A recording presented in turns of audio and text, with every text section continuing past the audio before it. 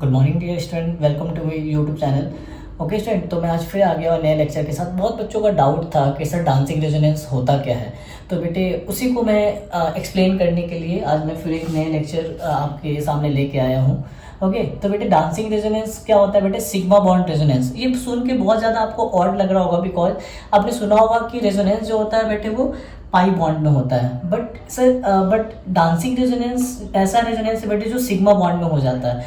तो आज के लेक्चर में ना मैं आपको ये भी बताऊंगा कि क्यों डांसिंग रेजोनेंस, क्यों ट्राईसाइक्लोप्रोपाइल मीथेन कार्बोकैटायन इवन ज़्यादा स्टेबल होता है ट्राईफेनाइल मीथेन कार्बोकैटायन से। लाइक कार्बोकैटायन के ऊपर अगर 3 फेनाइल रिंग लग जाए तो उससे भी बेटे ये क्या होगा, ज़्यादा स्टेबल होगा। ओके तो बिना टाइम वेस्ट किए अपने लेक्चर को स्टार्ट करते हैं। सबसे पहले मैं बताओ बेटे डांसिंग रेजोनेंस किस में होता है, तो इस कंपाउंड में होता है। जी हाँ, ये जो कंपाउंड है बेटे इसी में डांसिंग रेजोनेंस होता है। इसका नाम क्या होता है बेटे? Cyclopropyl methyl carbocation. Cyclopropyl methyl carbocation. Okay बेटे, तो बेटे देखो आपको पता है कि 3 मेंबर रिंग बहुत ज़्यादा क्या होता है बेटे, हाईली स्ट्रेन होता है। ये कार्बन sp3 है, ये भी कार्बन sp3 और ये भी कार्बन sp3 है। बॉन्ड एंगल कितना होना चाहिए बेटे?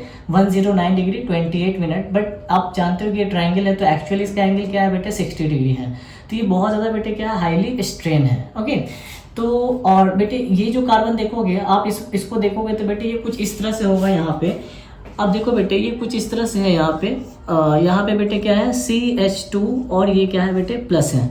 तो ये कार्बन बेटे कितना बॉन्ड बना रहा है? 3 बॉन्ड बना रहा है। ओके 3 बॉन्ड बना रहे हैं बेटे, तो इस कार्बन का हाइड्रोजन क्या हो जाएगा? sp2। ओके और बेटे ये 3 बॉन्ड बना रहा है तो इसके पास कितना आउटर मोस्ट शेल में, वैलेंस शेल में कितने इलेक्ट्रॉन होंगे? 6 इलेक्ट्रॉन होंगे। और बेटे ये 6 इलेक्ट्रॉन है तो ये इलेक्ट्रॉन डेफिशिएंट है और 6 इलेक्ट्रॉन है, ऑक्टेट कंप्लीट नहीं है। तो बेटे इसके पास क्या होगा? एक वैकेंट पी ऑर्बिटल भी इसके पास होने वाला है।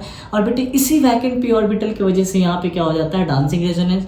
अब बेटे अब क्वेश्चन ये उठता है कि इसको सिग्मा बॉन्ड रेजोनेंस हम लोग अपन बोलते क्यों हैं? ओके तो बेटे आप ये बॉन्ड देखोगे तो ये बॉन्ड में देखोगे तो बेटे ये सिंगल बॉन्ड ये 2 इलेक्ट्रॉन से मिलके बना होगा। ओके और तो बेटे इसी 2 इलेक्ट्रॉन की वजह से या इस दोनों इलेक्ट्रॉन की वजह से क्या हो जाता है? Dancing resonance. ये आप भी जानते हो बेटे कि ये कार्बन sp3 है और ये sp3 होगा तो टेट्राहेड्रल में होगा। तो बेटे क्या होता है कि ये जो बॉन्ड होता है ये कुछ इस तरह से होके इसका जो वैकेंट पी ऑर्बिटल है इन दोनों इलेक्ट्रॉन पे क्या कर जाता है? आके ओवरलैप कर जाता है। तो हुआ क्या बेटे, ये जो दोनों इलेक्ट्रॉन है इसके वैकेंट पी ओवरलैप होने की वजह से ये दोनों इलेक्ट्रॉन क्या होने लगता है? इस वैकेंट पी में क्या होने लगता है? शेयर होने लगता है और मतलब ये रेजोनेंस में चला जाता है। मतलब लाइक ये क्या हो जाता है बेटे? ये डीलोकलाइज हो जाता है इस वैकेंट पी के पास। तो ऐसा होता है बेटे कि ये दोनों इलेक्ट्रॉन इस वैकेंट पी में शेयर हो जाता है तो ये दोनों इलेक्ट्रॉन इस तरफ जाने लगता है। लाइक मान के आप सोच सकते हो कि घूमने लगता है। तो इस कार्बन के पास जो कमी था इलेक्ट्रॉन का ये दोनों इलेक्ट्रॉन क्या कर रहा है? इस कमी को क्या कर रहा है बेटे? पूरा कर रहा है। ओके तो अब इसके रेजोनेटिंग स्ट्रक्चर का बात करें तो अगर ये बॉन्ड इस तरह से टूट जाए तो यहाँ पे नेगेटिव आएगा, यहाँ पॉजिटिव, तो यहाँ बेटे नेगेटिव आएगा और यहाँ पॉजिटिव नेगेटिव मिलकर क्या बनाएगा? डबल बॉन्ड, यहाँ पे आ जाएगा पॉजिटिव। ओके यहाँ पे एक ही बॉन्ड था तो ये टूट गया। और बेटे अगर ये बॉन्ड इस तरह से टूट जाए तो यहाँ नेगेटिव आएगा और यहाँ पॉजिटिव नेगेटिव मिलकर क्या बनाएगा? डबल बॉन्ड और यहाँ क्या आ जाएगा बेटे? Plus charge. तो अब देखोगे बेटे तो ये डांस करता हुआ आपको दिख रहा है। ओके तो अभी तक मैंने आपको क्या बताया बेटे कि डांसिंग रेजोनेंस होता क्या है, किस में होता है और ये रेजोनेटिंग स्ट्रक्चर इसका बनता कैसे है। अब मैं आपको बताने जा रहा हूँ बेटे कि इसकी स्टेबिलिटी को कैसे अपन कंपेयर करेंगे। तो आप देख सकते हो बेटे यहाँ मैंने 3 रिंग का रेजोनेंस बनाया, डांसिंग रेजोनेंस। यहाँ पे 2 रिंग का डांसिंग रेजोनेंस बनाया और यहाँ पे 1 रिंग का। तो अगर मैं स्टेबिलिटी का बात करूँ बेटे, इस कंपाउंड का नाम होता है ट्राईसाइक्लोप्रोपाइल मीथेन कार्बोकैटायन। इस कंपाउंड का नाम होता है बेटे डाईसाइक्लोप्रोपाइल मीथेन कार्बोकैटायन और इस कार्बन का कंपाउंड का नाम होता है बेटे साइक्लोप्रोपाइल मिथाइल कार्बोकैटायन। ओके तो आप देखोगे बेटे तो इसमें 3 रिंग का डांसिंग रेजोनेंस है, इसमें 2 रिंग का डांसिंग रेजोनेंस और इसमें 1 रिंग का डांसिंग रेजोनेंस है। तो बेटे आप खुद ही बताओ, खुद जवाब दो कि इन तीनों में ज्यादा स्टेबल है कौन। तो आप खुद ही बताओ बेटे कि सर इसमें 3 रिंग का डांसिंग रेजोनेंस है तो ये ज्यादा स्टेबल होगा, इसमें 2 रिंग का डांसिंग रेजोनेंस है तो ये उससे थोड़ा कम स्टेबल होगा और इसमें 1 ही रिंग का डांसिंग रेजोनेंस है तो ये थोड़ा कम स्टेबल होगा। हालांकि ये तीनों बहुत ज़्यादा स्टेबल है आपस में, बट इन तीनों में अगर कंपेयर कर किया जाए तो बेटे ये सबसे ज़्यादा क्या होता है? स्टेबल। उसके बाद ये और फिर उसके बाद ये। अब बेटे मैं आपको बताने जा रहा हूँ कि क्यों ट्राईसाइक्लोप्रोपाइल मीथेन कार्बोकैटायन इवन ज़्यादा स्टेबल होता है ट्राईफेनाइल मीथेन कार्बोकैटायन से भी क्या होता है बेटे? ज़्यादा स्टेबल होता है। तो ये मैं आपको बताने जा रहा हूँ यहाँ पे। ओके तो बेटे अगर उसका अपना स्ट्रक्चर बनाए ट्राईफेनाइल मीथेन कार्बोकैटायन का तो बेटे ये कुछ इस तरह से स्ट्रक्चर बनेगा। देखो आप पे अगर इसका स्ट्रक्चर बनाए ट्राईसाइक्लो प्रोपाइल मीथेन कार्बोकेटाइन ये है बेटे, और मैं अपन बनाने जा रहे हैं हम लोग ट्राईफेनाइल मीथेन कार्बोकेटाइन। ओके बेटे, आप देख रहे हो बेटे इसमें 3 रिंग का रेजोनेंस है, फिर भी बेटे ये इतना स्पेशल रेजोनेंस है, डांसिंग रेजोनेंस, कि ये इस पे भी डोमिनेटिंग हो जाता है।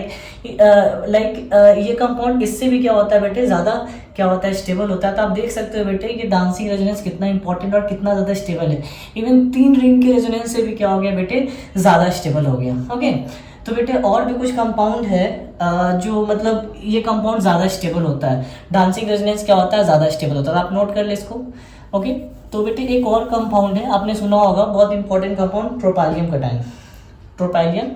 कटायन। ओके, ट्रोपाइलियम कटायन आपने सुना होगा बेटे। अगर उसका स्ट्रक्चर अपन बनाए तो कैसे बनेगा ट्रोपाइलियम कटायन बेटे, इसका स्ट्रक्चर कुछ इस तरह से बनेगा।